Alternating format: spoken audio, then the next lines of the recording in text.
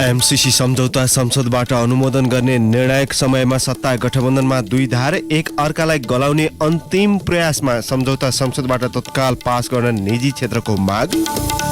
विद्यार्थीले लगाएको तालाबन्दीपछि त्रिभुवन विश्वविद्यालयमा 1 महिनादेखि प्राज्ञिक लगायतका गतिविधि ठप्प, समस्या समाधानको पहल नभएपछि सरकारवालाद्वारा चिन्ता व्यक्त। नेपालको विद्युत बजार विस्तार गर्न भारतद्वारा विभिन्न शर्त, प्रसारण लाइन सहितका पूर्वाधार बन्न नसक्दा विद्युत निर्यातमा समस्या। रुसमा बसोबास गरिरहेका आफ्ना लाखौं नागरिकलाई मुलुक फर्किन युक्रेनको आग्रह, लुहान्स्क र दोनेत्स्क क्षेत्रमा मस्कोले सेना पठाएपछि तनाव। र च्याम्पियन्स लिग फुटबलको पछिल्लो खेलमा एथलेटिको मड्रिड र म्यान युनाइटेडद्वारा बराबरी, प्रिमियर लिगमा लिड्स विरुद्ध लिभरपुल 6-0 गोल अन्तरले विजयी।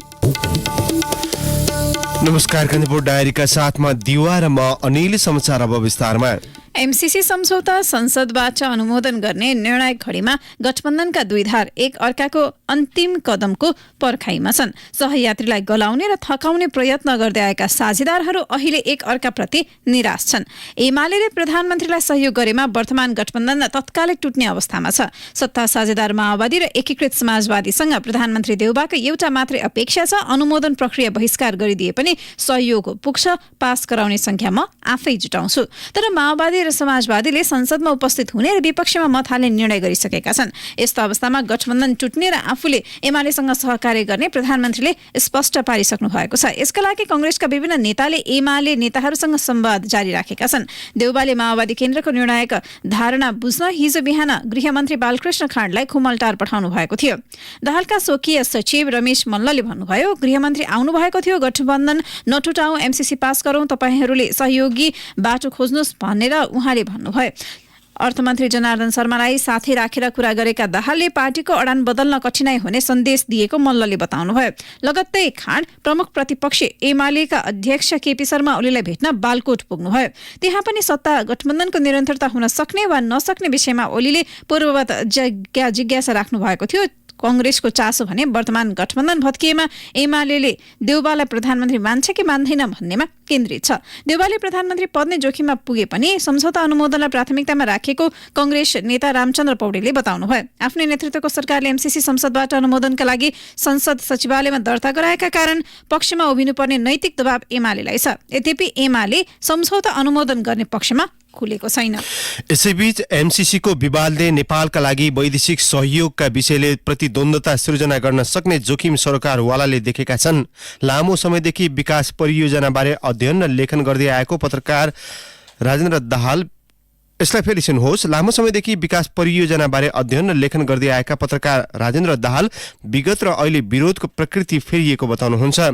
अमेरिकी अधिकारीहरूले नेपाली नेताहरूलाई एमसीसी सम्झौता अनुमोदन नभए चीनको दबाव परेको अर्थमा बुझ्ने र नेपालसँगको 7 दशक लामो सम्बन्धमा पुनर्विचार हुने चेतावनी दिएका छन्।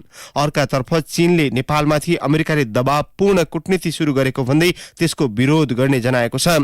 दाहाल सबै विरोधलाई एकै ठाउँमा राखेर हेर नहुने बताउनुहुन्छ। उहाँले भन्नुभयो, अहिले विरोधमा उत्रिएकाहरूको नियतमा प्रश्न गर्ने प्रशस्त ठाउँ छ। स्वार्थ प्रेरित विरोध पनि हुन सक्छ। परियोजनामा सञ्चालन हुँदा विस्थापित हुने वा अन्य वास्तविक समस्या परेकाको यथार्थपरक मुद्दा पनि छन्। तर यो विषयमा खासै चर्चा भएको छैन। विरोध गर्नेहरूले श्रीलङ्का जस्तै नेपालले पनि सम्झौता अस्वीकार गर्नुपर्ने बताउँछन्। श्रीलङ्काका लागि नेपालका पूर्व राजदूत समेत रहेका अर्थविद विश्वम्भर पाकुरेल एमसीसी परियोजना अस्वीकार भयो भने आगामी दिनमा ठूलो असर गर्न सक्ने बताउनुहुन्छ। पाकुरेलले एउटै सरकारमा भएकाहरूले प्रधानमन्त्रीसँग एउटा कुरा गर्ने र आफ्नो भातृ संगठनलाई खटाएर विरोध गर्ने कार्य देशकै लागि घातक भएको बताउनु भयो। यसैबीच अमेरिकी सहयोगको एमसीसी सम्झौता अनुमोदनका लागि संसदमा टेबल भएसँगै राजनीतिक गर्मराएको मात्र छैन, यसको पक्ष र विपक्षमा उत्तिकै बहस पनि सुरु भएको छ। दलहरूले आफूहरूलाई एमसीसी को पक्ष र विपक्षमा उभ्याउँदा यसको असर कार्यकर्ता तहसम्मै पर्ने गरेको छ। तर यी सब राजनीतिक चालबाजी र रस्साकसीका बीचमा निजी क्षेत्र भने एमसीसी संसदमा प्रवेश भएसँगै उत्साही भएको छ। आर्थिक विकास मार्फत नेपालमा गरिबी न्यूनीकरण गर्ने लक्ष्यसहित ल्याइएको परियोजना राजनीतिक विषय मात्रै नभएर मुलुकको समृद्धिसँग जोडिएकाले तत्काल संसदबाट अनुमोदन गर्नुपर्नेमा निजी क्षेत्रले जोड दिएको छ। मिलेनियम च्यालेन्ज कर्पोरेसन एमसीसी सँगको सम्झौता संसदमा टेबल हुनु पूर्व नै यसलाई पास गराउनु पर्छ भनेर लबिङ गर्ने निजी क्षेत्र अहिले सबैभन्दा बढी उत्साही छ। मुलुकको ऊर्जा क्षेत्रमा पर्याप्त लगानी नहुँदा पूर्वाधार निर्माणमा समस्या भोगिरहेको निजी क्षेत्र विद्युत प्रसारण लाइन र सड़क पूर्वाधार निर्माणका लागि नेपालले पाउने 55 अर्ब रुपियाँ बराबरको अनुदानबाट उत्साही नहुने कुरै भएन। नेपाल उद्योग वाणिज्य महासंघका अध्यक्ष शेखर गोल्छा अमेरिकी सहायताले मुलुकको पूर्वाधार निर्माणमा ठूलो सहयोग पुग्ने भएकाले मुलुकका लागि आवश्यक रहेको र यसलाई राजनीतिक कोणबाट गिजोल्न र बिथुल्न नहुने बताउँछन्। जुन नेपाललाई चाहिने पूर्वाधार जुन एकदमै कमजोर छ, त्यो पूर्वाधारले गर्दाखेरि व्यापार व्यवसाय हुन सकेको छैन र व्यवसाय गर्ने लागत एकदमै बढी भएको छ र एमसीसीले केही हदसम्म घटाउँछ र अहिले जुन हाम्रो व्यापार घाटा एकदम चरम सीमामा पुगेको छ, त्यसमा पनि अरू भारत लगायत अन्य देशमा आफ्नो बिजुलीलाई एक्सट्र्याक्ट गर्नको लागि एउटा हाम्रो सम्भावना चाहिँ यो एमसीसीले गर्छ। मलाई लाग्छ यो राजनीतिक विषय होइन, यो देशको विकाससँग जोडिएको छ। यो एमसीसी पारित हुनुपर्छ भन्ने नै विचारले आफ्नो धारणा राखेका छन्। विद्युत उत्पादनमा वृद्धि गर्दै आपूर्तिको समस्या न्यूनीकरण र भारतसँग विद्युत व्यापारको वातावरण तयार गर्न समेत एमसीसी सम्झौताको भूमिका हुने भएपछि उद्योगी व्यवसायी यसलाई लिएर सकारात्मक छन्। विद्युत आपूर्तिमा हुने लोड सेडिङलाई घटाउने र आन्तरिक उत्पादन वृद्धिका लागि स्रोत तयार गर्ने लक्ष्य पनि एमसीसीको छ। परियोजना सम्पन्न हुँदा करिब 50 लाख घरधुरी अर्थात 2,30,10,000 नागरिक प्रत्यक्ष रूपमा लाभान्वित हुने जनाइएको छ। नेपालको आर्थिक विकासमा रणनीतिक महत्व राख्ने विद्युत र सड़क क्षेत्रको विकासका लागि सो सम्झौता महत्वपूर्ण भएको नेपाल उद्योग परिसंघले जनाएको छ। परिसंघ सहित उद्योग वाणिज्य महासंघ र चेम्बर अफ कमर्सले यसअघि नै संयुक्त विज्ञप्ति निकालेर एमसीसी पास गराउन राजनीतिक दलहरूको ध्यानाकर्षण गराइसकेका छन्। दिगो विकासको लक्ष्य हासिल गर्न र कोभिड-19 पश्चातको आर्थिक पुनरुत्थानका लागि एमसीसी जस्ता पूर्वाधार केन्द्रित लगानी मुलुकका लागि आवश्यक भएको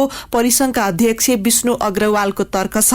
एउटा राम्रो प्रविधि पनि एन्टर गर्छ र एनर्जीहरूलाई एक्सपोर्ट गर्न पनि मद्दत मिल्छ, किनकि यिनीहरूले एमसीसी अन्तर्गत ट्रान्समिसन लाइन बनाइराखेको छ। एक्सपोर्टको लागि ट्रान्समिसन लाइनको क्यापेबिलिटी चाहिन्छ, त्यसको लागि पनि एमसीसी आवश्यक छ। और दोस्रो कुरा के छ कि प्रिन्सिपल बेसिसमा हामीहरूले एमसीसी एउटा परियोजना छ जसले ग्रान्टमा पैसा दिइराखेको छ नेपालमा, त्यसमा कुनै कन्डिसन्सहरू अट्याच छैन। यस्तो ग्रान्टमा पैसा पाइराखेको बेलामा हामीहरूले यसमा राजनीति गर्नु हुँदैन, राजनीति नगरिकन यसलाई पास गर्ने हामीहरूको अनुरोध छ। नेपालले दात्री निकायबाट प्राप्त गरिरहेको विश्वास अभिवृद्धिमा एमसीसी सम्झौता कार्यान्वयनले थप टेवा पुग्ने निजी क्षेत्रको बुझाइ छ। नेपाल चेम्बर अफ कमर्सका अध्यक्ष राजेन्द्र मल्ल एमसीसी विशुद्ध विकास सहायता भएकाले संसदबाट अनुमोदन गरेर परियोजना कार्यान्वयन गर्न ढिलाइ गर्न नहुने ठान्छन्। यो चाहिँ नेपालको हितको पक्षमा यो एमसीसीलाई पारित गराउनु पर्दछ भन्ने मलाई लाग्छ र यसमा के छ भने धेरै यो एमसीसी चाहिँ विशुद्ध यो विकास सहायता हो हैन, ट्रान्समिसन लाइन र चाहिँ सडक चाहिँ विस्तारको कुरा छ यो भित्र र यसलाई चाहिँ छिटो भन्दा छिटो देशको हितमा पारित गर्नुपर्छ भन्ने मलाई लाग्छ। नेपालको ऊर्जा क्षेत्रमा पर्याप्त लगानी नहुँदा पूर्वाधारहरूको अभावले मुलुकभित्रै विद्युत आपूर्ति गर्न तथा सीमा पार निर्यात गर्न कठिनाई भएको भन्दै यसतर्फ ध्यान दिन निजी क्षेत्रले लामो समयदेखि सरकारको ध्यानाकर्षण गराउँदै आएको छ। स्वतन्त्र ऊर्जा उत्पादकहरूको संस्था इपानका अध्यक्ष कृष्ण आचार्य जुनसुकै स्वरूपमा स्रोत आए पनि मुलुकको ऊर्जा क्षेत्रको विकासका लागि पूर्वाधार निर्माण अत्यावश्यक रहेको तर्क गर्छन्। जलविद्युत विकासको निमित्त चाहिँ अन्तर्देशीय र देशभित्रका ट्रान्समिसन लाइन पनि बन्न जरुरी छ र त्यसमध्येको new Butwal Gorakhpur transmission line बनाउने जुन योजना छ त्यो कारण जतिसक्दो चाँडो हुनुपर्छ भन्ने हाम्रो धारणा हो। नेपालको जलविद्युत क्षेत्रमा निजी क्षेत्रले उत्पादन गरिरहेको बिजुलीको चाहिँ देशभित्रै खपत बढाउनुको निमित्त र बाह्य व्यापारको निमित्त पनि जरुरी छ। ट्रान्समिसन लाइन जरुरी छ। अब बनाउने कसले भन्ने कुरा त सरकारले निर्णय गर्ने कुरा हो। यो परियोजना कार्यान्वयन भएपछि नेपालले व्यापार लगायत अरू आर्थिक क्षेत्रमा गुणात्मक फड्को मार्ने निजी क्षेत्रको विश्वास छ। एमसीसी संसदबाट अनुमोदन भएको खण्डमा अन्तर्राष्ट्रिय जगतमा लगानी मैत्री वातावरणको सकारात्मक सन्देश प्रवाह हुने पनि निजी क्षेत्रको अपेक्षा छ। तर राजनीतिक दलको आफ्नो स्वार्थको लडाई र एमसीसी बारे जनमानससम्मै पुगेको पक्ष पक्षधरताले निजी क्षेत्रले चाहे जस्तै र सजिलै यो पारित हुने अवस्था भने छैन। रेडियो कान्तिपुरका लागि के सुलामी छाने। प्रतिनिधि सभामा एमसीसी सम्झौतालाई अघि बढाउने विषयमा सत्ता गठबन्धन दलमा विवाद भए सभामुख अग्निप्रसाद सापकोटाले नै मत विभाजन प्रस्ताव अघि बढाउने सम्भावना छ। सरकारले आइतबार पेश गरेको सम्झौतामाथि सामान्य छलफल गरियोस् भन्ने प्रस्ताव निर्णयार्थ पेश गर्दा सभामुखले मत विभाजन गरेर निर्णय लिन सक्ने देखिएको छ। सभामुख सापकोटाले हिजो संसद सचिवालयका कर्मचारी र पदाधिकारीसँग यसबारे परामर्श गर्नुभएको छ। सभामुखले ध्वनि मतको आधारमा निर्णय गर्दा यकिन नहुने भएकाले मत विभाजनको बाटो रोज्न सक्ने कानूनी आधार खोज्नु भएको हो। एमसीसीको विरोध गरिरहेका माओवादीले पनि सदनमा निर्णय लिँदा ध्वनि मतका आधारमा नभई मत विभाजन माग्ने बताउँदै आएको छ। प्रतिनिधि सभाको आजको बैठकले सम्भावित कार्यसूचीमा एमसीसीमाथि सामान्य छलफल अघि बढाउने उल्लेख छ। छलफलपछि थप प्रक्रिया अघि बढाउन निर्णयार्थ प्रस्तुत गर्नुपर्ने हुन्छ। निर्णयार्थ पेश हुँदा एमाले सांसदले विरोध गरिरहे उनीहरूलाई गणना गर्ने कि नगर्ने भन्ने प्रश्न छैन। कतिपयले एमालेका सांसदले हाजिर गर्ने भएकाले उपस्थितिमा जनिने तर निर्णय प्रक्रियामा सहभागी नभएमा सहभागीका आधारमा मात्रै पक्ष र विपक्ष मतदान गर्नेको संख्याका आधारमा बहुमत र अल्पमत गणना हुने बताउने गरेका छन्। संविधानको धारा 279 मा प्रतिनिधि सभा बैठकमा उपस्थित भएको साधारण बहुमतले सन्धि सम्झौता अनुमोदन गर्न सकिने प्रावधान छ। सत्ता गठबन्धनमा रहेका दलमध्ये माओवादी, एकीकृत समाजवादी र जनमोर्चा एमसीसीको विरोधमा छन्। जसपाले पक्ष वा विपक्षमा उभिने निर्णय गरिसकेको छैन।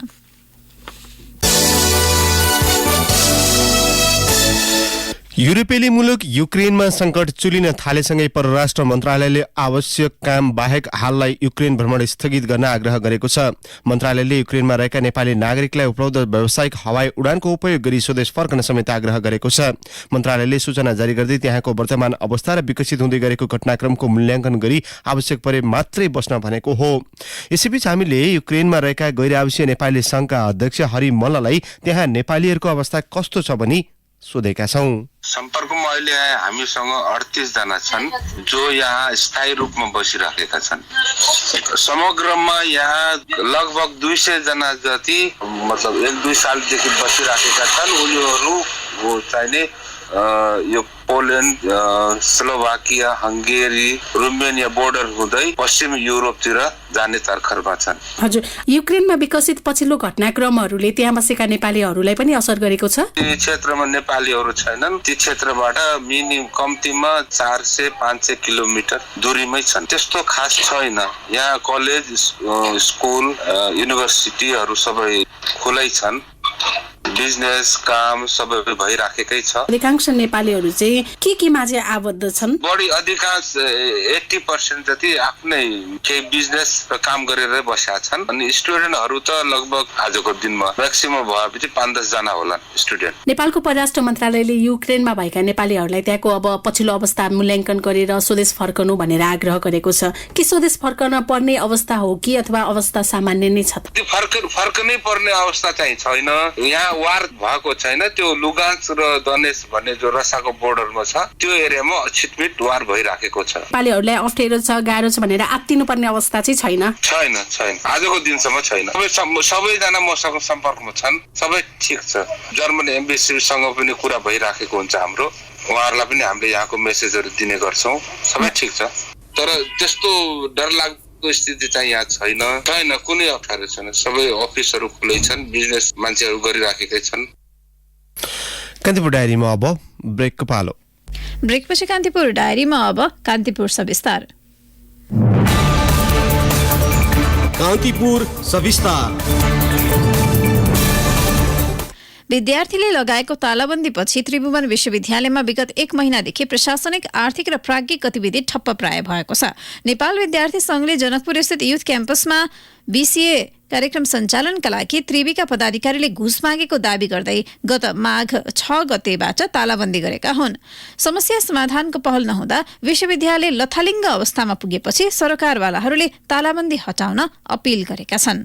जनकपुर स्थित युथ क्याम्पसमा बीसीए कार्यक्रम सञ्चालनका लागि त्रिविका पदाधिकारीले घुस रकम मागेको दाबीसहित नेविसंघका विद्यार्थीहरूले तालाबन्दी शुरू गरेका थिए। सो क्याम्पसलाई सम्बन्धन दिएको केही महिनामा पदाधिकारीहरूले विद्यार्थीसँग पैसा उठाउन खोजेको र रकम नपाएपछि सम्बन्धन खारेज गरिएको भन्दै विद्यार्थीहरू विरोधमा उत्रिएका हुन्। विश्वविद्यालयमा बेतिथि बढेको भन्दै आफूहरू विरोधमा उत्रेको उनीहरूको दाबी छ। नेपाल विद्यार्थी संघ त्रिवी समितिका अध्यक्ष हरि आचार्य भन्छन्, टिम नै छ। टिम चाहिँ विशेष गरी पदाधिकारीहरूको नजिकमा रहेर यस्तै कामहरू गर्ने समूह हो भन्ने कुरा अहिले बुझिन पनि आएको छ। उहाँहरूले अरू कलेजहरूमा पनि यसरी यस्तो काम गरेको भनेर धेरै कलेजहरूले हामीलाई इन्फर्म पनि गरेका। विश्वविद्यालयका पदाधिकारीले त्यो सम्बन्धनलाई आफ्नो कमाउने भाडो बनाउनु हुन्न र के भन्दाखेरि चाहिँ विश्वविद्यालयको बेइज्जत गर्नुहुन्न भन्ने कुरा हामीले लागिसकेपछि हामीले तालाबन्दी गरेका हौं। समितिले त्रिविका उपकुलपति प्राध्यापक डाक्टर धर्मकान्त बास्कोटा, रेक्टर प्राध्यापक डाक्टर पेशल दाहाल र शिक्षाध्यक्ष प्राध्यापक डाक्टर शिवलाल भूषालको कार्यालयको मूलगेटमा तालाबन्दी गरेको छ। विद्यार्थीहरूले सरुवा, बढुवा तथा नियुक्तिको कार्य पदाधिकारीहरूले घरमा नै बसेर सञ्चालन गरिरहेको आरोप लगाएका छन्। विद्यार्थीहरूको दाबीबीच विश्वविद्यालयका अधिकारीहरूले भने काम कारबाही लगातार रूपमा प्रभावित हुँदा मनोवैज्ञानिक असर पर्दै गएको बताएका छन्। विश्वविद्यालयका मानवशास्त्र केन्द्रीय विभागका प्रमुख डम्बर चेम्जोङ भन्छन्, काम गर्न पाइने वातावरण छैन,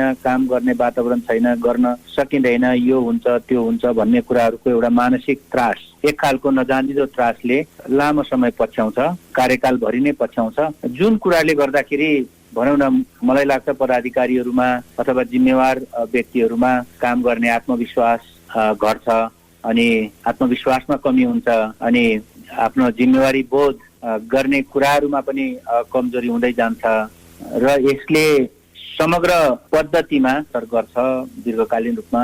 शैक्षिक क्षेत्रलाई शान्त राख्नुपर्नेमा लगातारको विवादले समस्या बल्झ्याउँदै लगेको गुनासो सम्बद्ध अधिकारीहरूले गरेका छन्। उनीहरूले वार्ताबाट समस्याको समाधान गर्न सुझाव समेत दिएका छन्। त्यस्तै विश्वविद्यालयमा बेतिथि बढ्दै गएको प्रजातन्त्रवादी प्राध्यापक संघको केन्द्रीय अध्यक्ष जगत तिमिल सिन्हाले बताए, विश्वविद्यालयको अहिलेको चाहिँ नेतृत्वले जसरी चलाछन् यसरी यही तरिकाले विश्वविद्यालय जाने हो भने विश्वविद्यालय तपाईँको चाहिँ अब विद्यार्थीले होइन विश्वविद्यालय राज्यले नै ताला लाउनु पर्ने स्थिति हुन्छ। यसैबीच त्रिभुवन विश्वविद्यालयले बारम्बार हुने तालाबन्दीलाई सदाको लागि अन्त गर्न सबै पक्षलाई आह्वान गरेको छ। बारम्बार भइरहेको तालाबन्दीपछि अपिल जारी गर्दै त्रिवी कार्यकारी परिषदका प्रमुख योगेन्द्र प्रसाद दाहालले त्रिवीलाई एक विशिष्टीकृत विश्वविद्यालयको रूपमा रूपान्तरण गर्ने कार्यमा असर गर्ने गरी अनावश्यक र असान्दर्भिक माग राखेर त्रिवीमा निरन्तर तालाबन्दी गर्नुका पछाडि गम्भीर आशंका सृजना गरेको उल्लेख गरेका छन्। अपिलमा अनसन वा तालाबन्दीको दबावमा विश्वविद्यालयका पदाधिकारीहरूलाई भौतिक, मानसिक र नैतिक दबाव दिई आंशिक शिक्षकहरूलाई स्वतः करार सेवा प्रवेश पश्चात स्वतः स्थायी वा आन्तरिक प्रतिस्पर्धा मार्फत स्थायी गर्ने परम्परालाई हालको त्रिवी नेतृत्वले स्वीकार समेत नगर्ने उल्लेख गरिएको छ। पछिल्लो पटक गत पुससम्म विभिन्न संघ संगठनका नाममा जम्मा 149 दिन विश्वविद्यालयले तालाबन्दीमा बिताइसकेको भन्दै चिन्ता व्यक्त गरेको छ। रेडियो कान्तिपुरका लागि सुनिता पोखरेल। कान्तिपुर सविस्तार।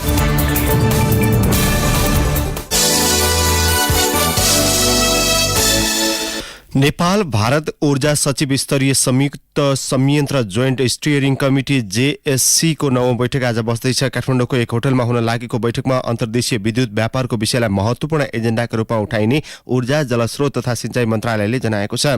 JSC बैठक अघि हिजो सहसचिव स्तरीय संयुक्त संयन्त्र जोइन्ट वर्किङ ग्रुप को बैठक बसेको थियो।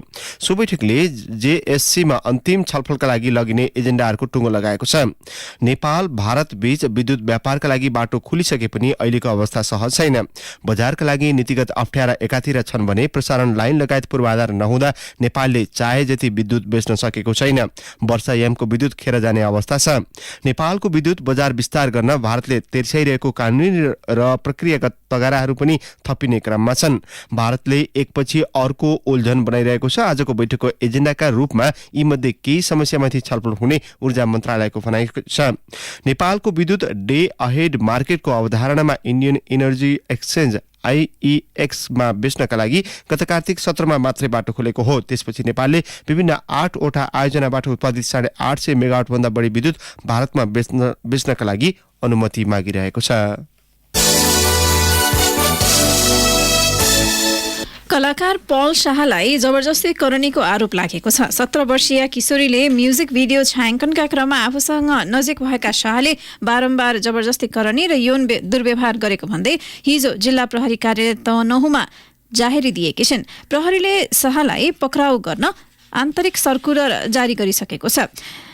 जाहेरीमा शाहले गत चैत 31मा बागलुङको गलकोटमा आयोजित महोत्सवबाट फर्किने क्रममा गाडीमा यौन दुर्व्यवहार गरेको र गत वैशाख 14 गते पोखराबाट काठमाडौँ फर्किने क्रममा तनहुँमा बास बसेका बेला जबरजस्ती करनी गरेको उल्लेख छ। त्यस्तै छायाङ्कनका क्रममा गत वर्ष पुस 10मा पोखरामा र चैत 7मा चितवनमा जबरजस्ती करनी गरेको जाहेरीमा भनिएको छ। पीडितले 1 महिना अघि शाह विरुद्ध जिल्ला प्रहरी कार्यालय कास्कीमा जाहेरी दिने प्रयास गरेकी थिइन्, तर वारदातको स्थान फरक जिल्ला भएको र सोही जिल्लाको क्षेत्राधिकारको विषय भएपछि पीडित परिवार जाहेरी दिन तनहुँ पुगेको थियो। त्यति बेला पीडित प्रहरीकोमा पुगेको सूचना पाएपछि शाह निकट केहीले सहमति खोज्ने भन्दै पीडित परिवारलाई जाहेरी दिन निरुत्साहित गरेका थिए। फिल्मी दुनिया सहकर्मीबाट हुने यौन हिंसाको घटना नयाँ होइन। यसअघि अभिनेत्री साम्राज्ञी राज्यलक्ष्मी शाहले छायाङ्कनका क्रममा आफू यौन हिंसाको शिकार भएको सार्वजनिक अभिव्यक्ति दिएकी थिइन्। उनको अभिव्यक्तिले कला संसारभित्र मौलाइरहेको यौन हिंसा र उत्पीडनका घटनालाई बाहिर ल्याएको थियो।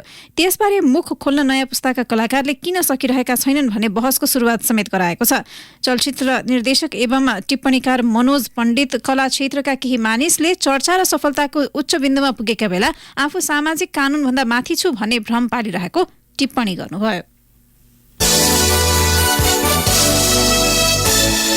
18 वर्ष र सोभन्दा माथिका सबैलाई कोभिड विरुद्धको बुस्टर डोज खोप लगाउन सुरु गरिएको छ। पूर्ण खोप लिएको 6 महिना पुगेका सबै वयस्कलाई बुस्टर लगाउन थालिएको हो।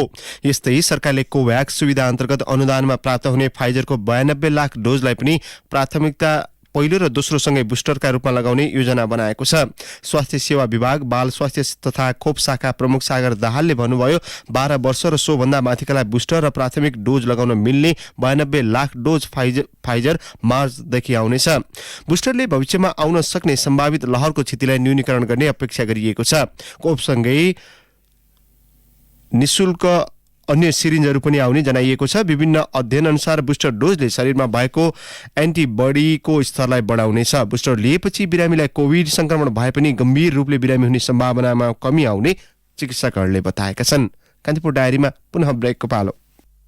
ब्रेकपछि कान्तिपुर डायरीमा अब आर्थिक प्रसङ्ग। जोखिम भार बढाएर नेपाल राष्ट्र बैंकले व्यक्तिगत ओभरड्राफ्ट, व्यक्तिगत सवारी साधन खरिद, रियल एस्टेट, शेयर धितो लगायत तुलनात्मक रूपमा अनुत्पादक भनिएका क्षेत्रको कर्जामा कडाई गरेको छ। राष्ट्र बैंकले मौद्रिक नीतिको अर्धवार्षिक समीक्षा मार्फत ती क्षेत्रको कर्जा प्रवाहमा कडाई गर्ने घोषणा गरेको छ। सो व्यवस्था कार्यान्वयनका लागि हिजो एकीकृत निर्देशन संशोधन गरेर ती क्षेत्रको जोखिम भार बढाइएको छ। सर्वोच्च अदालतले सरकारी र सार्वजनिक संस्थानहरूमा नेतृत्व छान्दा 10 वर्षीय अनुभव अनिवार्य हुनुपर्ने आदेश गरेको छ। नेपाल आयल निगमको विज्ञ सदस्यमा सिफारिस भएका सहदेव बोगटीको योग्यता नपुगेको भन्दै सर्वोच्च अदालतले गत भदौ 24मा नियुक्तिमा रोक लगाउने आदेश दिएको हो। सो फैसलाको यसै साता सार्वजनिक पूर्ण पाठमा अन्य सार्वजनिक संस्थानमा पनि यही व्यवस्था लागू हुने गरी नियुक्तिको मापदण्ड बनाउन परमादेश जारी भएको हो। अब अन्तर्राष्ट्रिय प्रसङ्ग। युक्रेनले मुलुकमा आपतकालको घोषणा गर्दै रुसमा बसोबास गरिरहेका लाखौं नागरिकलाई मुलुक फर्कन आग्रह गरेको छ। सरकारलाई उच्च सुरक्षा सतर्कता अपनाउन सहजताका लागि कर्फ्यू पनि लगाउन सहज हुने भएकाले आपतकालको घोषणा गरिएको हो। युक्रेनमा विद्रोहीको कब्जामा रहेको लुहान्स्क र दोनेस्क क्षेत्रमा रुसले सेना पठाएपछि तनाव बढेको छ। मस्कोले विद्रोहीको कब्जामा रहेको क्षेत्रमा शान्ति स्थापनाका लागि सेना पठाएको दावी गरेको छ। पश्चिमा मुलुकहरूले रुसको पछिल्लो कदमपछि कैयौं कडा प्रतिबन्ध लगाएका छन्, जसका कारण रुसको विश्व व्यापारमा प्रभाव पर्ने भएको छ। सन् 2014-15मा भएको शान्ति सम्झौताको उल्लङ्घन गर्दै रुसले लुहान्स्क र दोनेस्कलाई स्वतन्त्र राष्ट्र घोषणा गरेको छ। रुसले युक्रेनमाथि हस्तक्षेपको सुरुवात गरेको अमेरिकाले टिप्पणी गरेको छ। कान्तिपुर डायरीमा अब खेल प्रसङ्ग। च्याम्पियन्स लिग फुटबलको प्री क्वार्टर फाइनलको पहिलो लेगमा एथलेटिको मड्रिड र म्यान्चेस्टर युनाइटेड बीच बराबरी भएको छ। दुई टोली बीच भएको खेलमा जाओ फेलिक्सले पहिलो हाफमा गोल गर्दै एथलेटिको मड्रिडलाई अग्रता दिलाएका थिए। म्यान युनाइटेडका लागि एन्थोनी एलङ्गाले बराबरी गोल फर्काए। बेन्फिका र अजाक्स बीचको प्री क्वार्टर फाइनलको पहिलो लेगमा पनि बराबरी भएको छ। बेन्फिका र अजाक्सले 2-2 गोलको बराबरी गरेका हुन्। यसैबीच इङ्ग्लिस प्रिमियर लिग फुटबलको पछिल्लो खेलमा तालिकाको दोस्रो स्थानमा रहेको लिभरपुलले लिड्स युनाइटेड माथि फराकिलो अन्तरको जित निकालेको छ। लिभरपुलले लेड्समाथि 6-0 को जित हात पारेको हो। लिभरपुलका लागि मोहम्मद सालेह र सादियो मानेले समान 2-2 गोल गरे। जाल मातिप र भर्गिल भान डिजिकले लिभरपुलका लागि 1 गोल गरे। जितसँगै लिभरपुलले शीर्ष स्थानको म्यान सिटीसँगको दूरी 3 अङ्कमा सीमित गरेको छ। समान 26 खेलबाट शीर्ष स्थानको म्यान सिटीको 63 र लिभरपुलको 60 अङ्क भएको छ। गैरातीका अन्य खेलमा क्रिस्टल प्यालेसले वाटफोर्डलाई 4-1 गोल अन्तरले पराजित गरेको छ भने बर्नलीले टटनह्यामलाई 1-0 ले हराएको छ। अब मौसम सम्बन्धी जानकारी। काठमाडौँ उपत्यका सहित मुलुकका अधिकांश स्थानमा सामान्यदेखि आंशिक बदली रहेको मौसम पूर्वानुमान महाशाखाले जनाएको छ। केही बेर अघि 9 डिग्री सेल्सियस मापन गरिएको काठमाडौँ उपत्यकाको अधिकतम तापक्रम आज 21 डिग्री सेल्सियससम्म पुग्नेछ। सूर्योदय बिहान 6:32 भयो भने सूर्यास्त भरे साँझ 6:01 हुनेछ। हवस्, तिनै प्रसङ्गसहित कान्तिपुर डायरीको यो बुलेटिन अहिलेलाई यही सकिन्छ। साथी दिवा र म अनिल बिदा माग्छौँ। नमस्कार।